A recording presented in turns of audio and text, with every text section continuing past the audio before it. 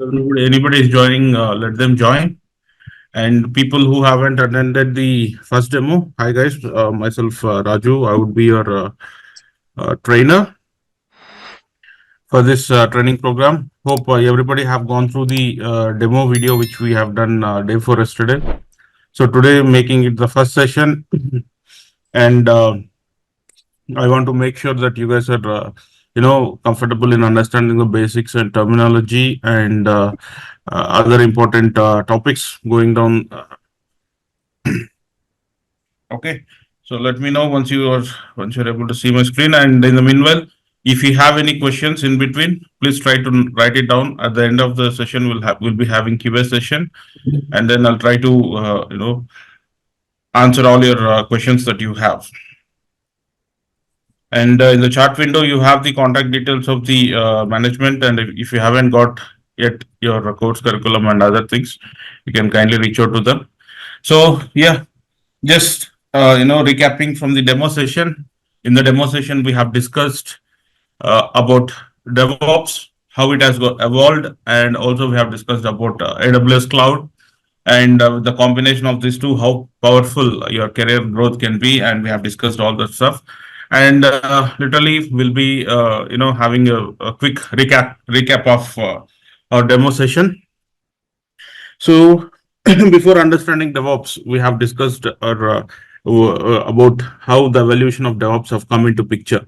What was the earlier days, how it was happening, and with the introduction of cloud. Before that, how the software development lifecycle was working. We have discussed about waterfall model, how whenever there is a requirement that comes from an idea till the end of production, how it happens, what are the different stages and steps we have. We have discussed that, like once the idea has been generated and they have to develop a piece of software, once they approach any software company, it starts with understanding the idea, and then discussing about what discussing and designing about the roadmap, how it has to be made into an application, what are the different features that we have to have in the first version of the application. Likewise, they'll be discussed, and then once it is finalized, the end client and company get into service level agreements with an understanding, with a timeline of deliverables, that this application would be delivered with in so much time and this much time, and also what would be the price of that deliverables. Everything will be discussed, and they get into agreements. And later comes the development part, the actual development part. Whatever programming language that has been finalized, the developers come into picture. They start breaking down the entire project into modules, or they start working on module wise.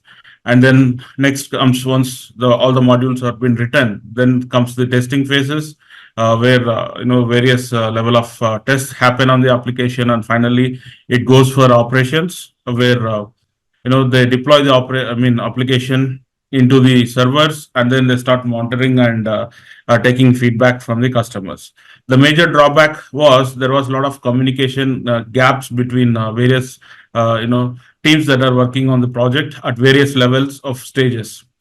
Similarly, to overcome this, because of business loss, because of this communication gaps, because of this business loss, people have started thinking, what could be the solution? How can we fix this? Or how can we make sure that the deliverables are on time as promised with the SLA for the end client? That's where your agile methodologies have come into picture.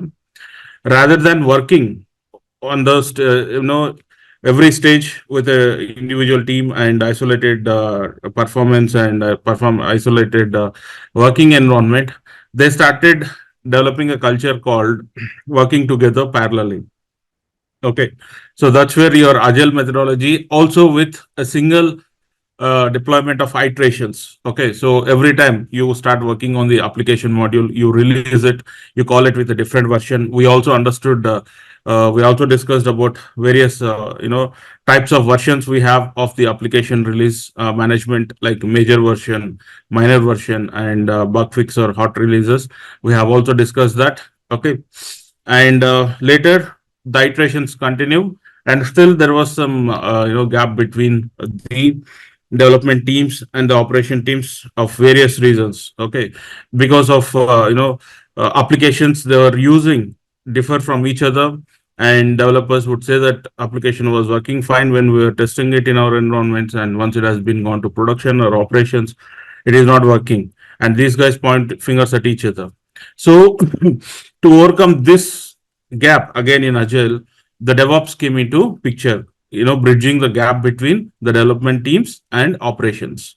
So what exactly DevOps is? Again, I made a very clear point that DevOps is not a definitive technology. Okay, it's not a single, kind of a chapter 1 to chapter 10 kind of technology, but it's a kind of methodology or a mindset or a culture how organizations adapt for a faster and smoother deliverables of the application to the end environments. And we have so many stages inside this DevOps, and then we have various tools that comes into picture at various levels of the DevOps life cycle. Sorry. And it starts with it starts with the source code management, where you have your code base, and then the developers start writing up the code of the application, and then comes the build phase or the build stage, where in the source code management we have various tools which we have seen. We have source code management tools like Git, GitHub, Bitbucket, and SVN, Tortoise SVN. Likewise, we have so many tools, and from Azure side, we have Azure repos as well. Next comes the build phases. The build phases are nothing, or build stage is nothing but in the DevOps lifecycle, what actually the developers have written, the code will be, compiled and made into a package. So we have different kinds of packages like web application archives, Java application archive, jar files, var files, .exe files, .msi files, okay, .apk files. All these packages that at the end of deployment, where the end customer starts installing them on their application, environments, are the packages. So that happens in the build phase. So this is where various tools comes with specific to language. Basically, most of the applications are written in Java. So if for Java we have earlier we used to have Ant, now we have Maven, Gradle, and we have for .NET we have MS Build, and for Python we have Python compiler. Likewise, we have various build tools based on the application program specific language. Like for Node.js we have Node. Likewise, we have based on the programming language, the build tools comes into picture. Next comes another stage called test, where in the testing stages they test the uh, prepared package on various platforms and various environments and various devices. If it's a web application kind of thing, they test all these test phases. Again, another set of tools comes into picture in the test phases as well. Next are your release phase, okay, where you plan for releasing a specific version of your application. It might be a major release, a minor release, or a hotfix or a new feature release. And again, there are so many tools that comes with proper planning of your project release that comes into picture. Next, for we have the deployment. Deployment is the place where you actually whatever application that you have designed, you'll be deploying it to some environment servers. Okay, and this is where the operation teams comes into picture, and they start monitoring and logging on those deployment stages. And again, we have various tools. Again, if it is for on-premises servers, we have Ansible, we have Docker, Kubernetes related to microservices, and if it is cloud, we have AWS. And then finally, once the application has been deployed of a specific version, we have another important phase called monitoring, and then a feedback. So again, the cycle starts with the feedback has been given back. The cycle completes again with from the coding stages to build stages and then test stages. Likewise, the iterations continue. But with the usage of multiple tools, okay, with the usage of multiple tools, the release process has become so much smoother. And basically, like release faster, and if it fails, fix it faster method. Simple as that. Okay, you release a number of times, and if it fails, you can be able to fix it on the faster method. So this eliminates the complete communication gap between or another complete gap between the development and operations, and that is the reason called as a DevOps. And again, as I said, we have so many tools that can help you with achieve DevOps, okay, or bring DevOps culture into your organization. But there are various factors that depend on how you are implementing the DevOps. Okay, like what set of tools, stack of tools that you want to plan, that you want to bring in to implement DevOps. And if one company is using certain set of tools for source code management, build, test, release, and deploy, it does not mean that every company will be using the same set of tools. Okay, it's related to project, it changes, and company to company, it changes. But at the end of thing, outcome is that the culture, okay, the DevOps culture has to be implemented for a smoother release. Next, along with this particular process, you have a combination of cloud. So nowadays, cloud has become so popular. Not nowadays, many years, from past few years, it has been in everybody's mouth that we're what have to learn cloud, what is cloud, and other part. So what exactly a cloud is all about? So today we'll see much more deeper understanding cloud. In the demo session, I've just given you how AWS has evolved, and with what services they have started, and how they work. Okay. So again, what exactly a cloud? Before understanding going to AWS, first let us understand what is exactly cloud. So basically, a cloud, I gave another example in the demo also, that back then, a few years back, where when the internet was not this much available, we used to have internet cafe centers, right? So whenever we required any compute power, or whenever we required any work related to internet, we used to visit this internet cafes, and then we used to register ourselves, take one particular machine that has been allocated and use it for 1 or 2 hours, and then pay for that 1 or 2 hours, and then we come back to our homes, right? Similarly, that was on demand compute power physically, where you physically you visit the center, and physically you access the machine, and then you do your work. But coming to the cloud, the same applies, but over the internet. That is on demand compute power over the internet. Whenever you record any demand of compute power, it can be taken from the over the internet. Like you can use any browser or any CLI tools that can be used to get this compute power. So that's where the AWS starts with. And in 2006, they have publicly announced their first service called a storage service called S3. And they started with one service. Today, we have more than 500 services, and still they're building new services with the improvement and advancement of software technology. So they have a lot of services that are, globally scattered for various, not only for software, not only for medical domain, banking domain, e-commerce domain, machine learning, artificial intelligence, and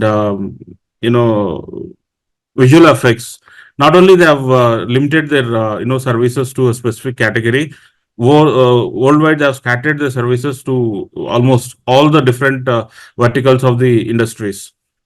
And being the first player in the market, they have captured almost 70 to 75% of the overall software industry, are currently aligned with AWS, followed by Microsoft Azure and Google Cloud Platform, that is GCP, which are in a faster way they're capturing the markets as well.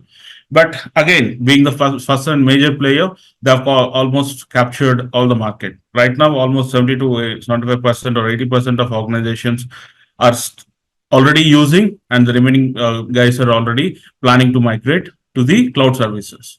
Why it is much easier to use a cloud services rather than maintain your own servers? Okay, what is the purpose, or what is the main difference? Okay, so if you are planning to maintain your own data centers, and you have to maintain a lot of components, okay, which we'll be discussing in a couple of minutes. Before that, let us see how AWS globally, they are able to give service to each and every country, to every corner of the world. Okay, how they're able to do that. So this was possible for them from the long back years, they have been they have strategically and with a proper planning, they have their presence in almost every continent. Okay, which means that for each and every continent, they have their regions. Okay, they have broken down the entire world into continents, and they started preparing their data center. I mean, building the data centers throughout the world, and they have already announced a new availability regions that are coming up. If you observe over here, the global infrastructure. So these are all the current regions that are there currently giving services. If you observe in US, they have around 10 to different sorry, almost 9 regions. And if you see South America, yes, they do have one particular region, Sao Paulo over there. And if you see in UK and Europe, they have so many regions related. And then in Africa also, they have under Cape Town. And in the Middle East, they have their presence. Coming to Asia Pacific, yes, in India we have the biggest data center in Hyderabad over here, and also if you see in Russia they have, and also likewise in Australia also they're present, and also they have whatever the red Germany, okay, they're coming soon. Okay, these are all the operational regions that you have. So each and every region will have a multiple availability zones. Okay. So what are regions and availability zones? A region is an isolated unit really dedicated to a specific geographical location. Okay. Please remember that. And again, I'll be going much deeper, giving you what exactly regions, and being the first session, I'm just giving, just giving out the normal information. And also, the every region will have a multiple availability zones. Okay, within a particular region, you let's say example, if I say, you know, let us take US itself. If I say Ohio, it has availability zones of 3. If you see over here, and if you take US West launched in 2011, they have availability zones of 3. And if you take UAE, even they have availability zones of 3.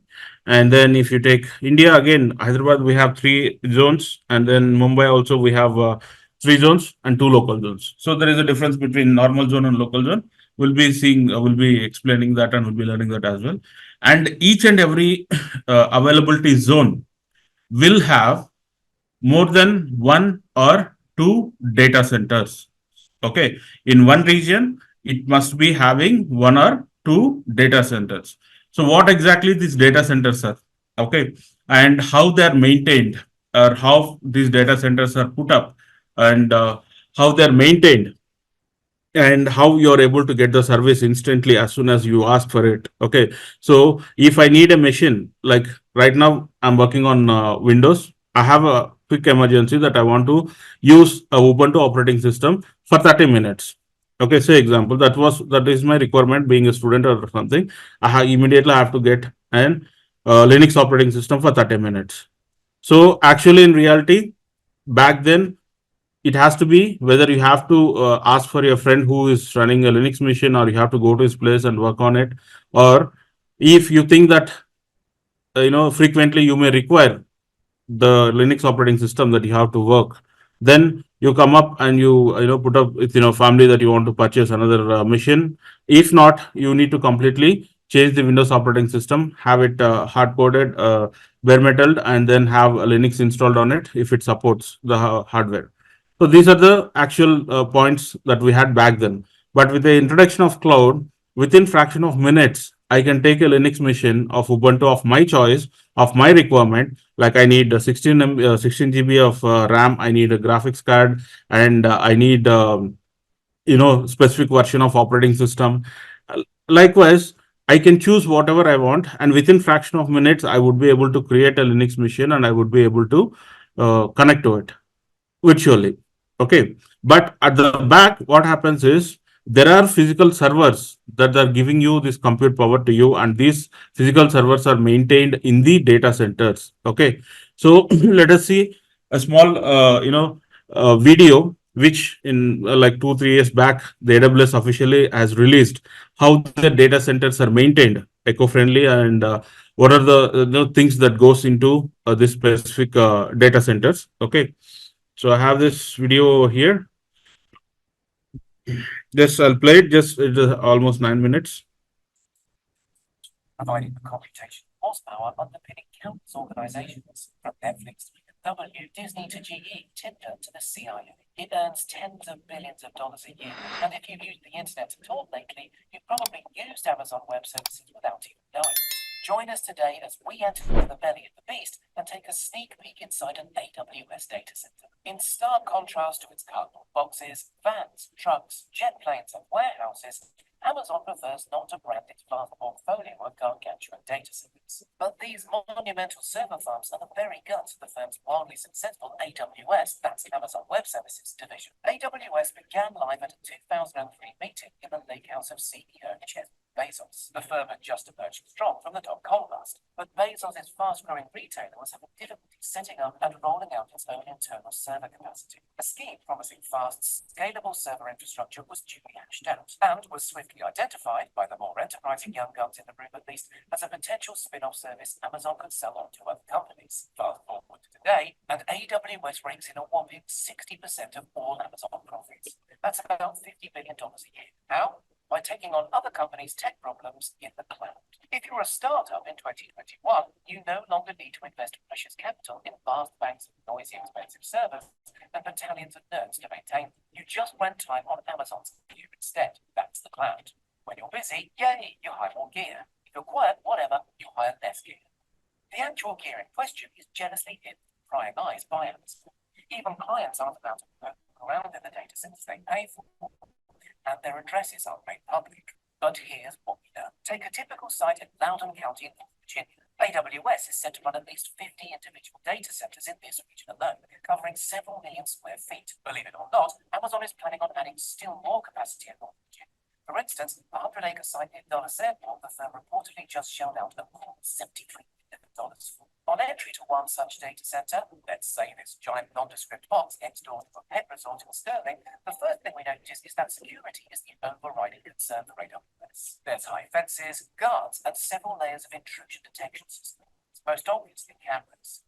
When access is permitted to very limited people for very limited periods, two-factor authorization is required on at least 2 occasions during the visit. If a visit is sanctioned, this is extremely rare, visitors are accompanied at all times by at least one authorized member of AWS staff. Once this so-called perimeter layer is passed, the next stage of the data center is known as the infrastructure layer. This is where crucial systems like backup power, fire suppression, and most importantly, HVAC or air conditioning is situated. To maintain market dominance, AWS data centers cannot be allowed to fail ever for any reason. As such, water, power, telecommunications, and internet links are all designed with full redundancy. And keeping all those servers, as many as 80,000 in a single data center, running requires constant monitoring of ambient temperature and humidity to prevent overheating. If the worst should happen and a fire breaks out, a suite of systems involving water and gaseous sprinkler systems are rigorously maintained and good to go in a crisis. Past the infrastructure layer, and we're finally where the real magic happens, the so-called data layer. Security is even tighter here. A secretive array of intrusion detection systems and even stricter review process for anybody going in. Even if something minor happens, for instance, an internal door is held open slightly longer than usual, alarms are triggered. All access points are fortified with multi-factor electronic control devices. If a data breach, physical or virtual, is even so much as suspected, the relevant server is automatically disabled and shut down. These security systems are audited throughout the year according to a robust 2,600-point checklist supervised by external bodies. These external auditors can request access to anything in the data set, from humdrum logs to security footage or even the very cameras themselves. AWS staff are sometimes plucked to random from their shifts and interviewed about topics like the disposal of media. Itself a process that's held to exacting and robust compliance metrics. Let's look at the hardware itself. In the midst of all this cybersecurity, it's maybe easy to forget that AWS data centers are fundamentally just enormous banks of servers. A typical AWS data center will hold anywhere from 50,000 to 80,000 servers, running on a combined 25 to 30 megawatts of power. It's said that AWS could quite easily double this size and make even bigger data centers. However, like everything Amazon related, it's all a question of finely calibrated scale. Distinguished engineer and AWS VP James Hamilton told attendees at the company's Reinvent conference in 2016 that beyond a certain point, increasing the number of servers and racks per center no longer lowers the incremental cost. At some point, the value goes down and the costs go up. And in our view, this is around the right number, Hamilton says of the data center size AWS usually goes with. Thrillingly, Hamilton employs the term blast radius to underscore the impact a failure might lead to in a much larger data center, hence the relatively modest dimensions. Still, 80,000 servers is plenty, designed to take in, according to Hamilton, some 102 terabytes of data each and every second. Significantly, the engineer also hinted that the bandwidth within the center is wildly higher even than that. Ever evangelists for vertical integration, Amazon have made great strides in streamlining and perfecting the servers themselves over the years. Unlike other co-location server infrastructure providers, AWS has a much clearer understanding requirement to be versatile and generalist has enabled the firm to devise ever more efficient server architectures. When mundane software operations are translated on the hardware or even the very silicon of the chips, this can shave nanoseconds of processing times. And at Amazon scale, that makes a big difference. Initially, AWS bought servers off the peg, as it were, from traditional suppliers. But steadily over time, the firm began developing its own single-depth servers, exquisitely optimized for airflow in AWS buildings running AWS software. AWS has even developed its own so-called Graviton chipsets since acquiring Israeli firm MERN. These Graviton chips, currently in their second generation with a third on the way, use the power-efficient ARM architecture. This represents a break from long-term Amazon partner Intel and its x86 architecture, and is set to give AWS clients 40% better price performance, essentially putting supercomputer-level power in the hands of regular commercial users. In terms of storage, a single standard-sized rack in an AWS center can hold 11 petabytes. That's a million gigabytes of data on 1,100 disks, multiplied, of course, by many thousands of times across many hundreds of data centers all around the world.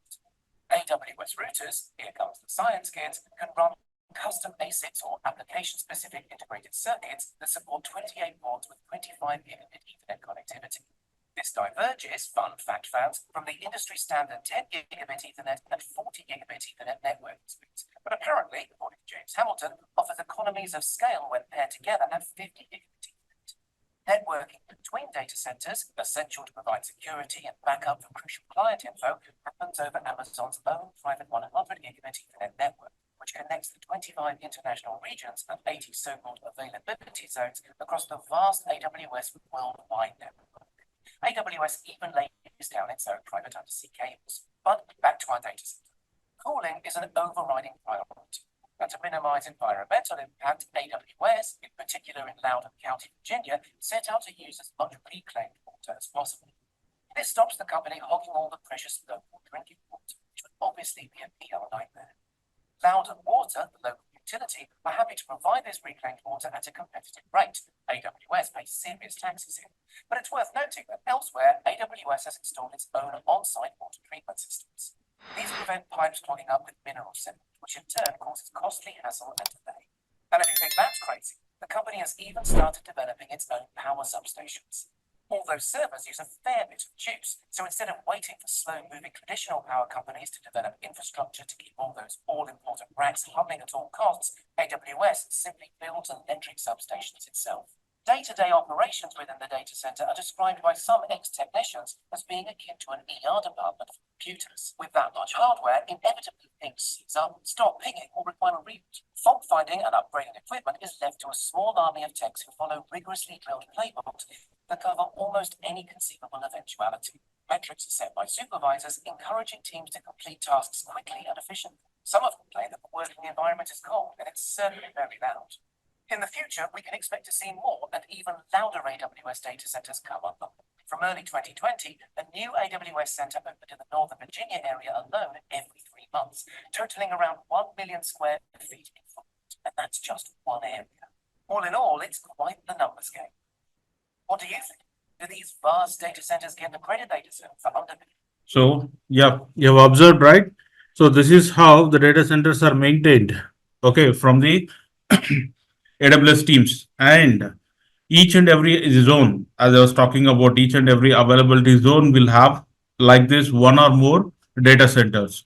But at the end of the usages, as a end customer or an end user, whenever I take any service, I'm entitled to know what availability zone, and what is the region, not beyond that, which data center my service is running. I'm not entitled, but I'm limited to only due to security reasons till availability zones. And why organizations have become so inclined towards using cloud technologies, especially AWS, is if you observe this particular diagram over here, just on premises, if you see over here, so these are all the different components that has to be maintained if you're maintaining your own data centers. Like you need to take care of your networking part, your storage, your servers, your virtualization, your operating systems, your middleware, your runtime, data and applications. Everything has to be maintained by you and the software company who is maintaining the data center. And you need to have multiple human resources that have specializations in this specific stages. Like you, for networking you need network engineers, for storage you need storage administrators, for servers we need system administrators, and for middleware we need middleware engineers, and applications and data comes with your our developers. Likewise, we have to maintain a number of human resources that are experienced in these particular paths. But if you take in cloud, okay, the cloud, the majority of the cloud is broken down into three parts, that is infrastructure as a service, platform as a service, and software as a service. So in the first part, which is the most popular one, that is infrastructure as a service, the service provider, in our case AWS, will take care of the networking part, storage, servers, and virtualization. And it is my responsibility to choose which operating system, which runtime, which data and applications that I have to take care of. So till infrastructure, they'll be providing and they'll be giving you 99.9% uptime. So you need not require to worry. They take care of everything. Okay, you just have to select your operating system and start using their infrastructure as services, especially EC2 in our case. Next, and you'll be charged for only how much time you have used the particular mission. You'll be charged for it. Only for that, the bill will be there. And the another important type of service we have in cloud is platform as a service. So what exactly platform? Along with infrastructure, till infrastructure, they also take care of your operating systems, middleware, and runtime environment. You just need to bring in your application and data and start using it. One example would be your Microsoft Windows Office servers that have ISS, application, web application server pre-installed in it. It's a kind of platform. So directly you can take that service and you start working with your applications and deploy your data. Finally, we have software as a service. Everything will be managed by them. Okay, you have to use it and pay for it. Everything in the backend, they'll be maintaining it, including applications and data. They take care of the security and every part. You just have to use it and how much time you have used it, and you have to pay for it. So this is how they're able to successfully provide services globally, okay, to each and every corner of the world. And that is the reason even the same applies to other cloud service providers as well, like Microsoft Azure and GCP. And yeah, as we are not touching them, then just making you just giving an example. Even the other service providers follow the same pattern. They make their data centers available in almost globally present, and they provide the services. Next, after understanding the cloud, okay, and also we have different types of cloud, like you know, second guys, yeah, like public cloud, private cloud, hybrid cloud. We'll be discussing that in the coming up sessions. Okay. What exactly the public cloud is, what exactly hybrid cloud is, and what exactly private cloud completely is, how they set up, and how they everything will be discussed in the coming up sessions. Now, with the combination of both, okay, DevOps and AWS, we have curated this training program from the basic level. Okay, you'll be able to learn and gain knowledge practically to appear for interviews and clear the interviews. And also, if you're planning for certifications, the AWS curriculum that we are covering up over here will help you to clear AWS foundational level associate certification as well. Okay. So, in the next session, we'll see how we'll be creating or how we'll be creating an AWS free tier account. Okay, initially. And then how what are the things that we required, prerequisite setup that we need to start learning the curve path, and then we begin our journey into DevOps with AWS part. Okay, guys. So yeah, so that is what for today's agenda was. And yeah, anybody, any questions you have? And anyone who haven't attended the demo, the training program is from the evening 8 to 9 and Monday to Friday. Anything related to payment and other queries, management has already shared their contact details in the chat window. You can connect with them and you can discuss. So technically, any questions, you can raise your hands and you can start asking me.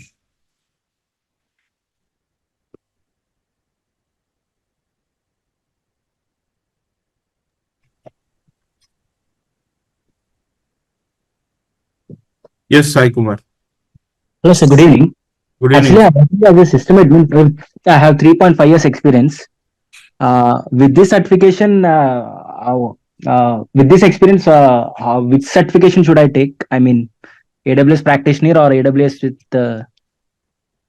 I want that clarity. I'm that confusion, sir. Which certification and which score should I take?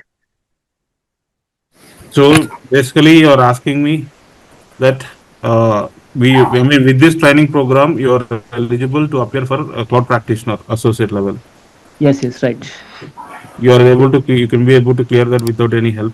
Only this training program will give you that much knowledge. Okay.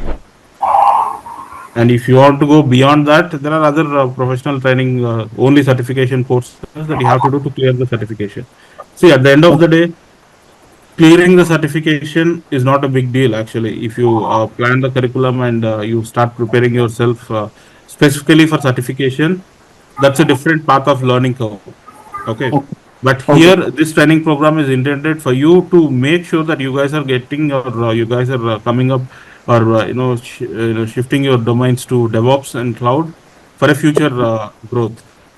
Okay. So this is a different curve. Okay, try to Okay. understand.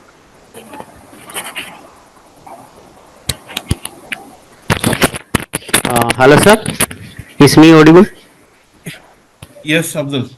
Yeah, sir. Actually, that big bucket and S3 bucket is different things, or we are using for same purposes. Sorry, sorry. No, Abdul. Bitbucket is entirely different. Uh, S3 is entirely different. I'll give you.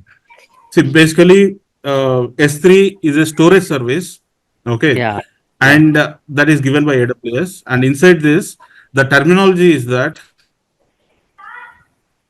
okay, simple Okay. storage service. S3 stands to store anything. Uh, Okay, uh, basically, what I mean, let me put it the other way. So, whenever you're using Windows, right? yeah. Hello. Yeah. Yeah. Yes, sir. So, you're using Windows operating system Yeah. on your desktop. You have some files which are related to your office or which is related to personal files. Okay. So, what Okay. you do, you create a folder and specifically you dump all the files in that particular folder, right?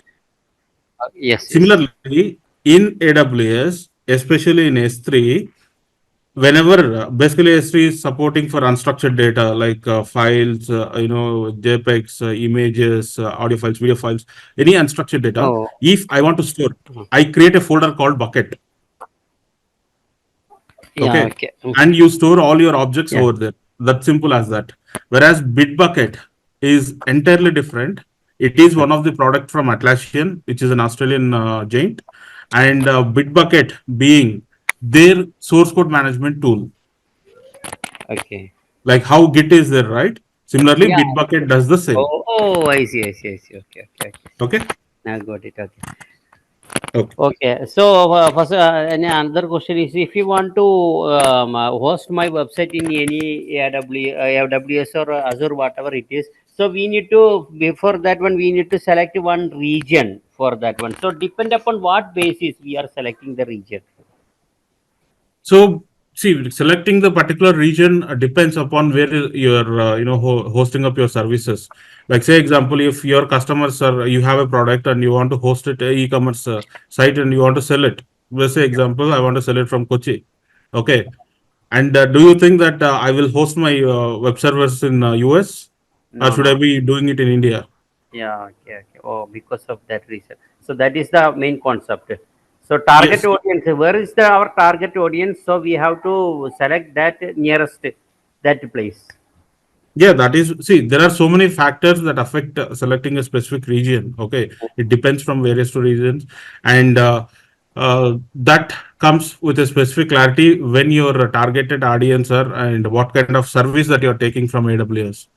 Oh, I see. So Okay. we have so many verticals in AWS itself, like we have nearshore thing, and we have CDN networks, content delivery networks related, and we have likewise there are so many factors that comes into picture while selecting a region.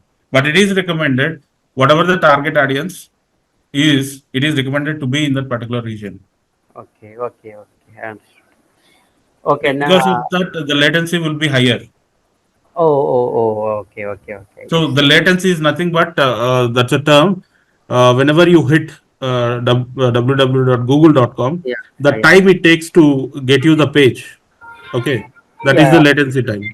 So Okay. obviously, if you're having customers in South India and you host it up in Hyderabad or Mumbai, the latency time would be on the higher side, right? Yes. Yes. Yes. Yeah. I got it. I got it. Okay. Now, can I ask you one more question? Yes, if nobody is asking, I think yeah, we have time, few more minutes, Okay, right? okay. Yes, go ahead. So, Go ahead. okay. So for example, one customer approached me and he is telling his idea about his application that he want to make. So, definitely he will ask how much cost it will be for that Mhm. application. He is to spend that for application. So we Mhm. want to tell them approximately it will come this much rupees, around 1 lakh, 2 lakh rupees. So for that one, we have to calculate the depth of that application, and we need to calculate how many manpower we required, how many cost of what is the cost will be for the AWS and everything. So how we calculate all those things? Okay. So we cannot give. I mean, as being in the, especially the cost estimation can be done in AWS. For that, we have AWS cost estimation calculator, and it Uh, depends on the services. What are all the services that you are planning for this customer to onboard his applications? How much time it takes for you to run it, and how much later, how many years you are running it. So these are all the key factors that you have to keep in mind. And after evaluating all this, we have AWS calculator, which might not be the actual price, but it gives you a rough estimation of how many dollars that would be charged for a certain period of time. mhm. Okay, okay. Okay. So, because of that, by getting that information, we can tell to the client. But you know that we will get only the AWS charges. There is a production charges also, the development charges also. By that, developers we want to give salary, so that's also expense. So that also we need to calculate for the total cost of making the application. So basically, as a DevOps and cloud engineer, we will not be doing that. Okay, to Oh, be exactly, we uh, have so many senior solutions architect who takes care of that part, and he'll be having his own team to analyze along with operations teams and HR operations. They calculate what are the resources, and they'll be oh, there to calculate all this stuff. But okay. we, as a DevOps engineer, unless and until you have joined a startup and you are the main lead engineer onto AWS and they don't have any senior most resources rather than you, then you have to buckle up and you have to do all this stuff on yourself. Okay, okay, okay, okay, sir. Thank you very much. That's all.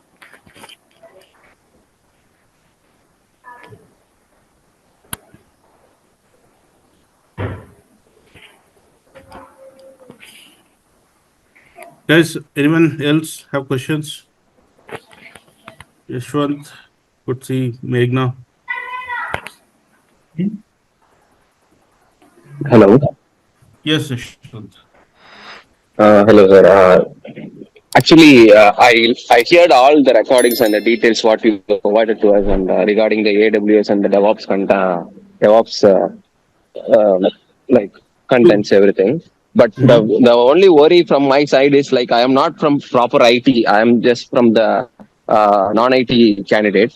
But whether I can Mhm. cope up with all other topics into DevOps and as well as the basic programming and shell scripting, everything to be learned in the stipulated time period. Is that possible to cope up with these topics and come up with the good in DevOps?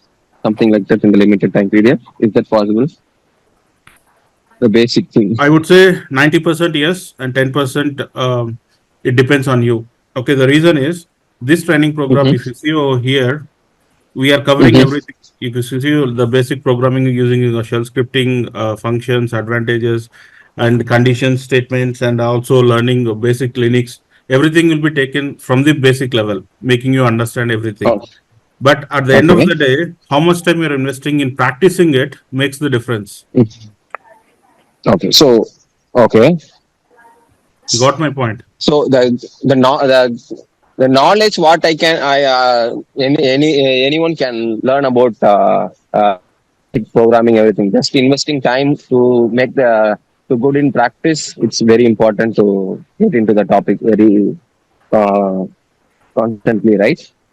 Yes. And I hope you're a Tamilian, right? Ah, yes, bro. Yeah, yes, yes, sir.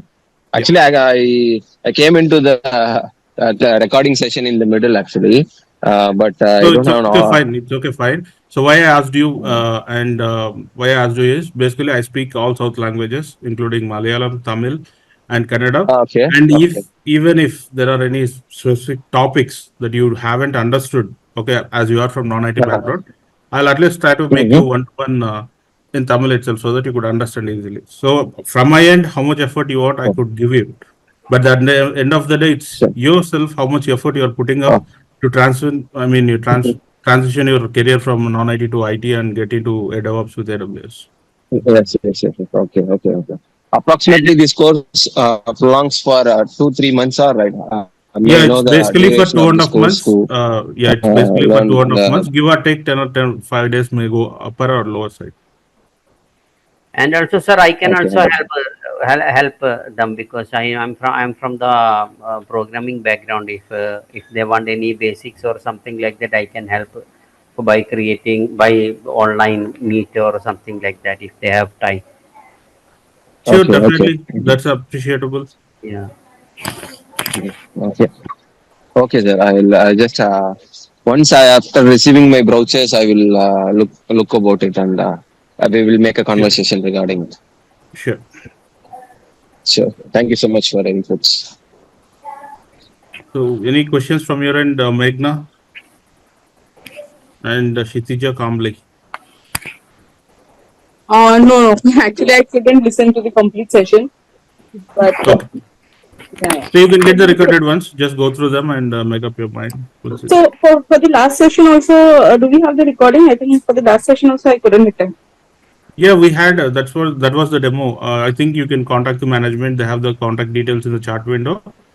Okay, They'll provide you the recorded link. okay, okay, okay. Yeah, yeah. I get to that. And any options like we can learn from you in detail the course because I wanted to do few certifications into that. Sorry, can you come again? I wanted to do few certifications into this. So any options like we can learn in details from you. Yeah, I think the management team will help you with the other certification training programs we are currently having. They'll help you out with. No Okay, worries. okay, okay. Fine, fine. Yeah, I'll contact them. Okay. Thank you.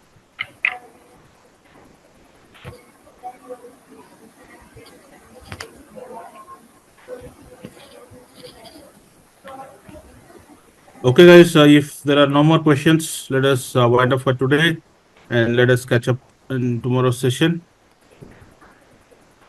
Any questions from your end, Kamli? You are the only person who didn't speak up. No, sir. I'm from my side. I everything I asked for in the today's session. Yes, Kamli, you're saying something. No, actually, I just joined the session. So, Oh, okay, okay. Fine, fine, fine. Go through the recordings. You'll have a clear picture. Then we'll yeah, discuss. sure. Okay, guys. Yeah, thanks for your time. And again, it was another beautiful session. Thank you so much for the questions. And yeah, Kalyanji, you can wind up. I think so.